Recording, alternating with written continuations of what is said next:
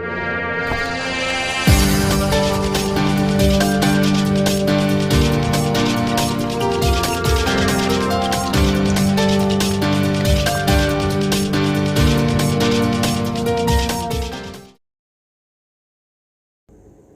Friends, అందరికి నమస్కారం.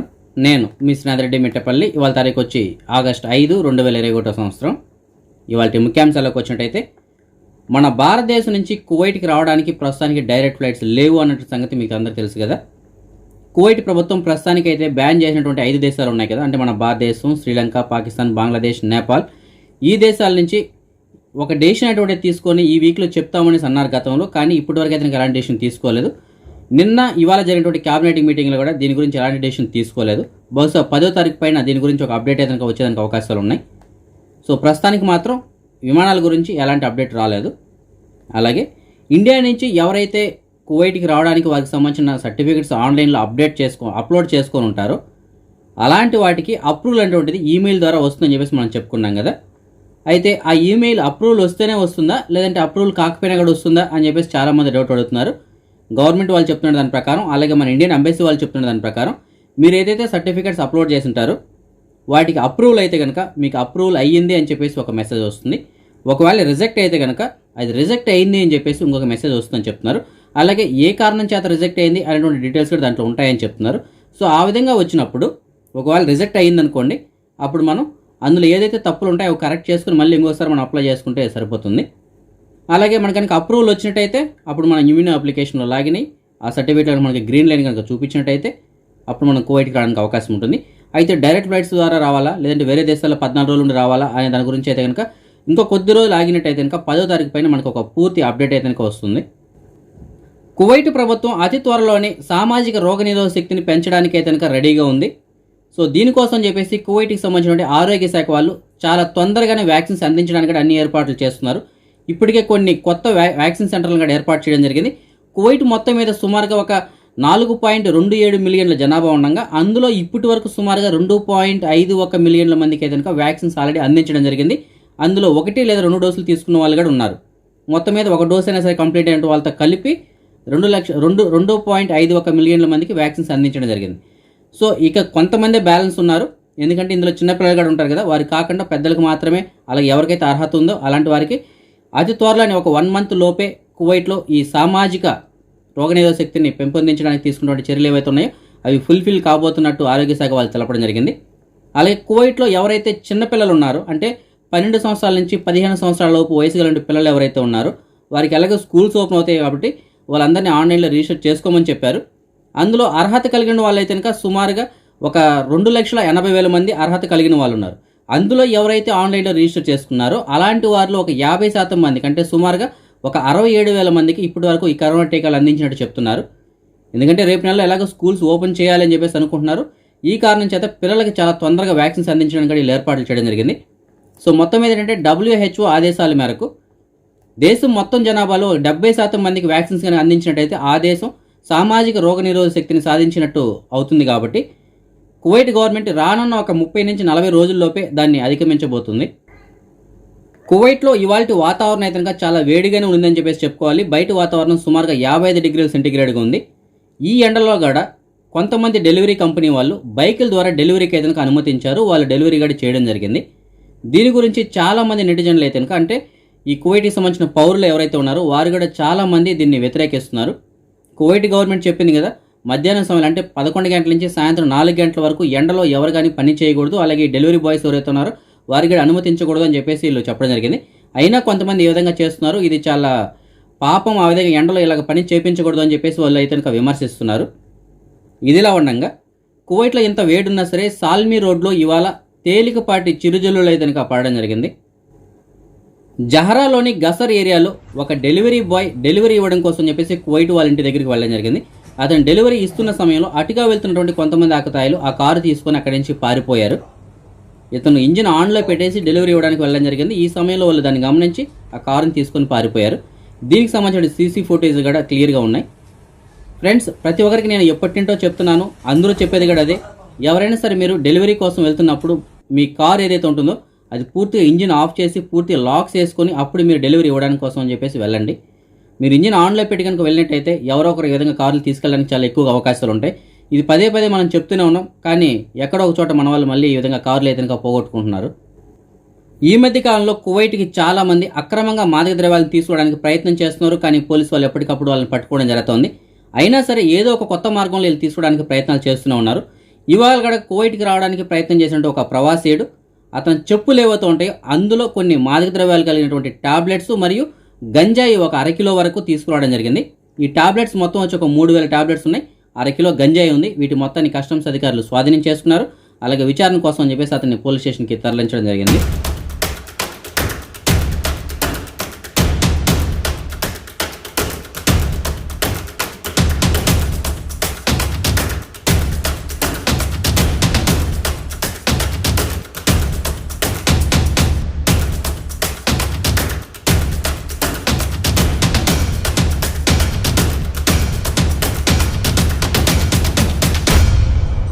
షువేక్ port ఏరియాలో మన భారతదేశానికి సంబంధించిన ఒక వ్యక్తి అలాగే ఈజిప్ట్కి సంబంధించిన ఒక వ్యక్తి మధ్య గొడవలు రావడంతో ఇద్దరికి తీవ్రమైనటువంటి గాయాలయ్యాయి.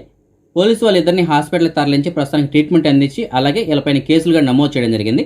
అయితే దీనిపైన సోషల్ మీడియాలో ఒక న్యూస్ అయితే వైరల్ అవుతుంది. ఈ ఇండియన్ వ్యక్తి ఎవరైతే ఉన్నారో అతను చనిపోయాడు అని చెప్పేసి ఒక న్యూస్ని అయితే స్ప్రెడ్ చేస్తున్నారు. కానీ అఫిషియల్గా వీళ్ళు చెప్తున్న దాని ప్రకారం ఇండియన్ వ్యక్తి ఎవరైతే ఉన్నారో అతనికి ప్రస్తుతానికి ప్రాణానికి అయితే ఎలాంటి ప్రమాదం లేదు, ప్రస్తుతానికి ట్రీట్మెంట్ అందిస్తున్నారని చెప్పేసి వాళ్ళు చెప్పడం జరిగింది. జపాన్లోని టోక్యోలో జరుగుతున్నటువంటి ఒలింపిక్స్ క్రీడల్లో మన భారతదేశం ఖాతాలో మరొక పథకం అయితే చోటు చేసుకుంది. పురుషుల హాకీ జట్టు విభాగం అయితే ఉందో ఇందులో ఈ మన భారతదేశానికి సంబంధించిన హాకీ జట్టు కాంస్య పథకాన్ని సొంతం చేసుకుంది. ఇది ఒక రికార్డుగానే మనం చెప్పుకోవాలి, ఎందుకంటే గడిచిన 40 సంవత్సరాలుగా మన భారతదేశం తరపున హాకీలో పోటీ చేసిన వాళ్ళు ఇంతవరకు ఎవరికైనా గెలిచింది లేదు. 40 సంవత్సరాల తర్వాత మళ్ళీ మన భారతదేశం తరపున హాకీలో ఒక పథకం అయితే లభించింది. మొన్న జరిగినటువంటి మహిళల జట్టులో మనకు కొద్దిగా నిరుత్సాహపరిచిన వాళ్ళు ఇవాళ జరిగినటువంటి పురుషుల విభాగంలో వీళ్ళు కాంస్యాన్ని అయితే సాధించారు. జనరల్గా మన వాళ్ళు ఎవరైనా సరే ఫ్లైట్స్లో వెళ్తున్నప్పుడు ఎవరికైతే మద్యం అలవాటు ఉంటుందో అలాంటి వారు మద్యం పుచ్చుకుంటూ ఉంటారు. ఆ విషయం మీకు అందరికీ తెలుసు కదా. అయితే అమెరికాలో ఒక విమానంలో ప్రయాణం చేస్తున్నటువంటి అమెరికాకు సంబంధించిన ఒక వ్యక్తి, అతను ఆల్రెడీ ఆ ఫ్లైట్లో 2 సార్లు మద్యం అడిగి తీసుకొని తాగడం జరిగింది. 3వసారి కూడా మళ్ళీ అడిగాడు. అయితే అక్కడ పనిచేస్తున్నటువంటి స్టాఫ్ ఎవరైతే ఉంటారో ఫ్లైట్ అటెండెంట్స్ ఉంటారు కదా, వాళ్ళు దాన్ని ఇవ్వడానికి ఏదైనా నిరాకరించారు. దీంతో అతనికి అప్పటికే ఫుల్ అయిపోయింది మందు. సో అతను వాళ్ళతో గొడవ పెట్టుకొని వాళ్ళపైన అసభ్యంగా ప్రవర్తించడం జరిగింది. అలాగే వారిపైన చేయగడ చేసుకున్నారు. దీంతో అక్కడ ఉన్నటువంటి స్టాఫ్ మరియు తోటి ప్రయాణికులు ఎవరైతే ఉంటారో వారందరూ అతన్ని బంధించి అతని సీట్లోనే కూర్చోబెట్టి మొత్తం టేపేసి చుట్టేయడం జరిగింది. దాని తర్వాత ఎయిర్పోర్ట్లో దిగిన తర్వాత పోలీసు వాళ్ళు అతనికి హ్యాండ్ ఓవర్ చేసుకొని అతనిపైన కేసు నమోదు చేసి స్టేషన్కి తరలించడం జరిగింది.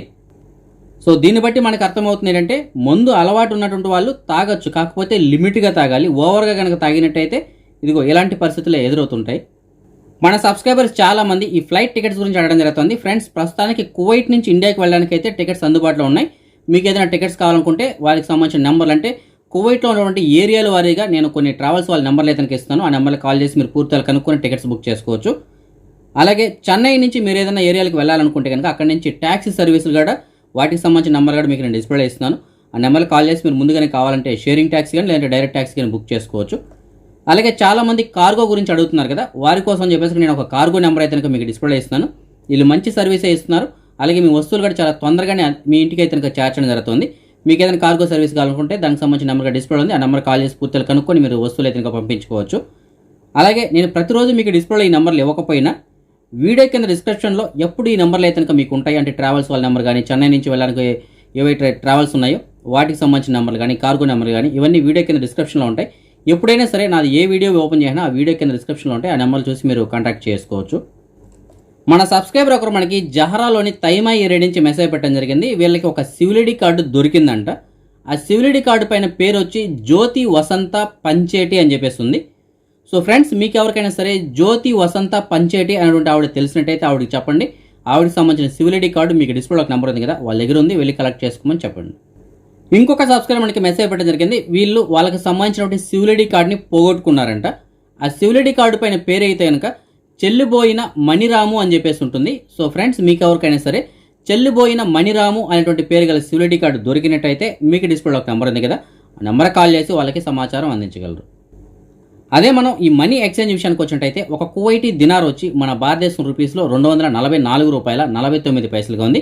అంటే సుమారుగా 244.5 రూపాయలుగా ఉంది. అదే మనం బంగారం విషయానికి వచ్చినట్టయితే కువైట్లో ఉన్న మాల్యాలో ఉన్నటువంటి సూకల్వతియాలో ఉన్న ఎఫ్కే జ్యువెలర్స్ వాళ్ళు అందించినటువంటి సమాచారం మేరకు 1 గ్రాము బంగారం వచ్చి 22 క్యారెట్ల బంగారం అయితే 17 దినార్లుగా ఉంది. అదే 24 క్యారెట్ల బంగారం అయితే 17 దినార్ల 623 పిల్స్గా ఉంది.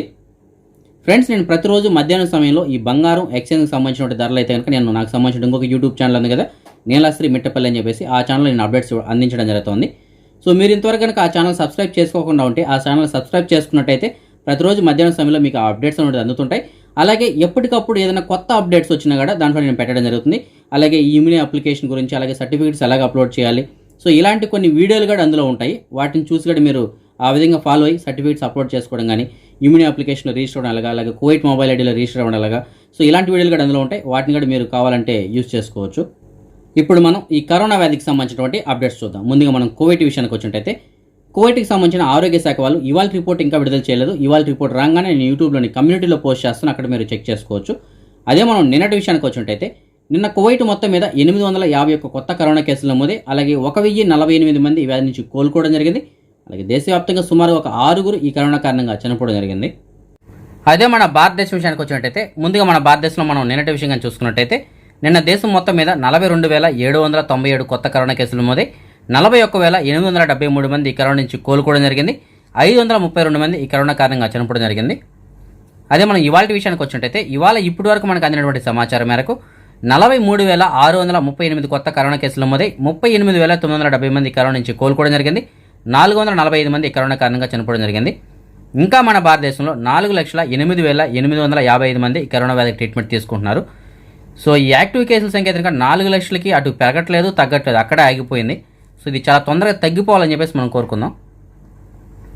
మన భారతదేశంలో ఇప్పటివరకు సుమారుగా 48,93,42,295 మందికి ఈ కరోనా టీకాలు అయితే అందించడం జరిగింది.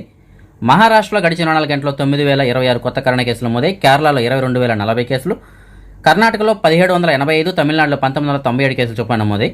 అదే మన తెలుగు రాష్ట్రాల విషయానికి వచ్చినట్టయితే ఆంధ్రప్రదేశ్లో గడిచిన 24 గంటల్లో 2,145 కొత్త కరోనా కేసులు రావడంతో మొత్తం కేసుల సంఖ్య 19,76,141 చేరుకుంది. ఇందులో 20,302 మంది వ్యాధికి ఇంకా ట్రీట్మెంట్ తీసుకుంటుండగా ఇవాళ సుమారుగా 2,003 మంది వ్యాధి నుంచి కోలుకోవడంతో మొత్తం కోలుకున్న వారి సంఖ్య 19,42,371 చేరుకుంది. అలాగే రాష్ట్ర వ్యాప్తంగా గడిచిన 24 గంటల్లో సుమారుగా ఒక 24 మంది కరోనా కారణంగా చనిపోవడంతో మొత్తం చనిపోయిన వారి సంఖ్య 13,468 చేరుకుంది. అదే మనం ఆంధ్రప్రదేశ్లో గడిచిన 24 గంటల్లో నమోదైన కేసులు మనం జిల్లాల వారిగా చూసుకున్నట్టయితే తూర్పుగోదావరి జిల్లాలో 428 కేసులు నమోదై, చిత్తూరులో 369, తూర్పుగోదావరిలో 108, గుంటూరులో 181, అనంతపురంలో 36, విశాఖపట్నంలో 89, నెల్లూరులో 304, ప్రకాశంలో 160, కర్నూలులో 54, శ్రీకాకుళంలో 34, కడపలో 108, కృష్ణాలో 251, అలాగే విజయనగరంలో 28 కేసులు చొప్పున నమోదు జరిగింది. అదే మనం తెలంగాణ విషయానికి వచ్చినట్టయితే తెలంగాణలో గడిచిన 24 గంటల్లో 582 కొత్త కరోనా కేసులు రావడంతో మొత్తం కేసుల సంఖ్య 6,47,811 చేరుకుంది. ఇందులో 8,744 మంది వ్యాధికి ఇంకా ట్రీట్మెంట్ తీసుకుంటుండగా ఇవాళ సుమారుగా 638 మంది వ్యాధి నుంచి కోలుకోవడంతో మొత్తం కోలుకున్న వారి సంఖ్య 6,35,250 చేరుకుంది. అలాగే రాష్ట్ర వ్యాప్తంగా గడిచిన 4 గంటల్లో సుమారుగా ఒక 3 ఈ కరోనా కారణంగా చనిపోవడంతో మొత్తం చనిపోయిన వారి సంఖ్య 3,817 చేరుకుంది. అదే మనం ప్రపంచవ్యాప్తంగా చూసుకున్నట్టయితే ప్రపంచవ్యాప్తంగా ఇప్పటివరకు సుమారుగా 20,12,00,000 కేసుల నమోదుకంగా అందులో 18,12,00,000 మంది అయితే ఈ వ్యాధి నుంచి ఇప్పటివరకు కోలుకోవడం జరిగింది. అలాగే సుమారుగా ఒక 42,75,000 మంది ఈ కరోనా కారణంగా ఇప్పటివరకు చనిపోవడం జరిగింది. అదే మనం నిన్నటి విషయానికి వచ్చినట్టయితే నిన్న ప్రపంచం మొత్తం మీద 6,84,300 కొత్త కరోనా కేసులు నమోదే. నిన్నైతే కేసుల సంఖ్య ఎక్కువగా నమోదైందని మనం చెప్పుకోవాలి. అలాగే అమెరికాలో కూడా నిన్న మళ్ళీ రికార్డు స్థాయిలో కేసులు నమోదే. నిన్న ఒక్క రోజునే అమెరికాలో 1,12,200 కొత్త కరోనా కేసులు నమోదై. మన భారతదేశంలో 42,800, బ్రెజిల్లో 40,000, రష్యాలో 22,000, ఫ్రాన్స్లో 28,000, యూకేలో 29,000, టర్కీలో 26,000, అర్జెంటీనాలో 13,000, స్పెయిన్లో 21,000, ఇరాన్లో 39,000, అలాగే ఇండోనేషియాలో 35,000 కేసులు చొప్పున నమోదు జరిగింది. సో మొత్తం మీద మళ్ళీ ప్రపంచం మొత్తం మీద అన్ని దేశాల్లోనూ కేసుల సంఖ్య పెరుగుతూ రావడం జరుగుతుంది. కాబట్టి మనం అందరం ఇప్పటి నుంచి అయినా సరే జాగ్రత్తగా ఉంటే దీని నుంచి మనం తొందరగా బయటపడడానికి అవకాశం ఉంటుంది. మన సబ్స్క్రైబర్స్ చాలామంది ఈ జాబ్ వేకెన్సీస్ గురించి వెయిట్ చేస్తుంటారు. వారి కోసం చెప్పేసి నేను కొంత సమాచారాన్ని అయితే అందిస్తున్నాను. అయితే ఎక్కడ వేకెన్సీ ఉంటే ఆ సమాచారం మాత్రమే నేను మీకు అందించగలను. దానికి సంబంధించిన పూర్తి వివరాలు మీరే కాల్ చేసి కనుక్కున్నప్పుడు ప్రొసీడ్ అవ్వాల్సి ఉంటుంది. అలాగే నేను ఇచ్చేటువంటి నెంబర్లకి మీరు ఎవరికైనా ₹1 డబ్బులు పే చేయాల్సిన అవసరం లేదు. ఒకవేళ మీరు ఎవరికైనా డబ్బులు పే చేసి ఆ జాబ్ కానీ వెళ్ళినట్టయితే దానికి ఈ ఛానల్కి ఎలాంటి సంబంధం ఉండదు. ఇవాళ కూడా కొంతమంది సబ్స్క్రైబర్ మనకి జాబ్ వేకెన్సీలు ఉన్నాయని చెప్పేసి మెసేజ్ పెట్టడం జరిగింది. అందులో ఒక సబ్స్క్రైబర్ మనకి కృతుబాయ్ ఏరియా నుంచి మెసేజ్ పెట్టారు. ఒక కోయిట్ వాళ్ళ ఇంట్లో పనిచేయడానికి ఒక డ్రైవర్ కావాలని చెప్తున్నారు. జీతం కూడా సుమారుగా 230 దినాల వరకు ఉంటుందని చెప్తున్నారు. దీనికి సంబంధించిన పూర్తి వివరాల కోసం అయితే మీకు డిస్ప్లేలో ఒక నెంబర్ ఉంది కదా, ఆ నెంబర్ కాల్ చేసి పూర్తి వివరాలు కనుక్కొని వెళ్ళగలరు. ఇంకొక సబ్స్క్రైబర్ మనకి ఎగేలియా ఏరియా నుంచి మెసేజ్ పెట్టడం జరిగింది. జోర్డాన్కి సంబంధించిన వాళ్ళ ఇంట్లో పనిచేయడానికి ఒక వర్కర్ కావాలని చెప్తున్నారు. జీతం కూడా సుమారుగా 220 నుంచి 230 దినాల వరకు ఉంటుందని చెప్తున్నారు. ఆ ఇంట్లో ఇద్దరు ఉంటారంట. సో దీనికి సంబంధించిన పూర్తి వివరాల కోసం అయితే మీకు డిస్ప్లేలో ఒక నెంబర్ ఉంది కదా, నెంబర్ కాల్ చేసి పూర్తి వివరాలు కనుక్కొని వెళ్ళగలరు. ఇంకొక సబ్స్క్రైబర్ మనకి సాలిమియా ఏరియా నుంచి మెసేజ్ పెట్టడం జరిగింది. ఒక మొబైల్ షాప్లో పనిచేయడానికి ఒక వర్కర్ కావాలని చెప్తున్నారు. అయితే 35 సంవత్సరాల కన్నా వయసు తక్కువ కలిగినటువంటి వాళ్ళు ఎవరైతే ఉంటారో అలాంటి వాళ్ళు మాత్రమే కావాలని చెప్తున్నారు. మంచి జీతాలు ఉంటాయంట. దీనికి సంబంధించిన పూర్తి వివరాల కోసం అయితే మీకు డిస్ప్లేలో ఒక నెంబర్ ఉంది కదా, నెంబర్ కాల్ చేసి పూర్తి వివరాలు కనుక్కొని వెళ్ళగలరు. ఇంకొక సబ్స్క్రైబర్ మనకి జిలీప్సూరా ఏరియా నుంచి మెసేజ్ పెట్టడం జరిగింది. ఒక కోయిట్ వాళ్ళ ఇంట్లో పనిచేయడానికి ఒక వర్కర్ కావాలని చెప్తున్నారు. మంచి ఇల్లు అలాగే మంచి జీతం ఇస్తామని చెప్తున్నారు. దీనికి సంబంధించిన పూర్తి వివరాల కోసం అయితే మీకు డిస్ప్లేలో ఒక నెంబర్ ఉంది కదా, నెంబర్ కాల్ చేసి పూర్తి వివరాలు కనుక్కొని వెళ్ళగలరు. ఇంకొక సబ్స్క్రైబర్ మనకి మెసేజ్ పెట్టడం జరిగింది. ఒక కోయిట్ వాళ్ళ ఇంట్లో పనిచేయడానికి ఒక డ్రైవర్ కావాలని చెప్తున్నారు. 200 దినాల వరకు జీతం ఇస్తారంట. చాలా మంచి ఇల్లు అలాగే పని కూడా చాలా తక్కువగా ఉంటుందని చెప్తున్నారు. దీనికి సంబంధించిన పూర్తి వివరాల కోసం అయితే మీకు డిస్ప్లేలో ఒక నెంబర్ ఉంది కదా, ఆ నెంబర్ కాల్ చేసి పూర్తి వివరాలు కనుక్కొని వెళ్ళగలరు. ఇవాళ మన సబ్స్క్రైబర్స్ యొక్క కొంతమంది పిల్లలు పుట్టినరోజు జరుపుకోవడం జరుగుతుంది. అందులో లక్కీ ఇవాళ పుట్టినరోజు జరుపుకోవడం జరుగుతుంది. చక్రవర్తి సజ్జారావు ఇవాళ పుట్టినరోజు జరుపుకోవడం జరుగుతుంది. అమృతాల సింధు ఇవాళ పుట్టినరోజు జరుపుకోవడం జరుగుతుంది. వీరందరికీ నా తరపున అలాగే మన ఛానల్ సబ్స్క్రైబర్స్ అందరి తరపున పుట్టినరోజు శుభాకాంక్షలు. ఇంకా ఎవరైనా మన సబ్స్క్రైబర్స్ యొక్క పిల్లలు ఇవాళ పుట్టినరోజు జరుపుకుంటుంటే వారందరూ కూడా నా తరపున పుట్టినరోజు శుభాకాంక్షలు. ఓకే ఫ్రెండ్స్, ఇవి ఇప్పుడు వరకు ఉన్నటువంటి అప్డేట్స్ అయితే కనుక రేపు రాత్రి 9 గంటలకు వచ్చేటువంటి వీడియోలో మరిన్ని అప్డేట్స్ కలుసుకుందాం. అంతవరకు సెలవు. జై హింద్.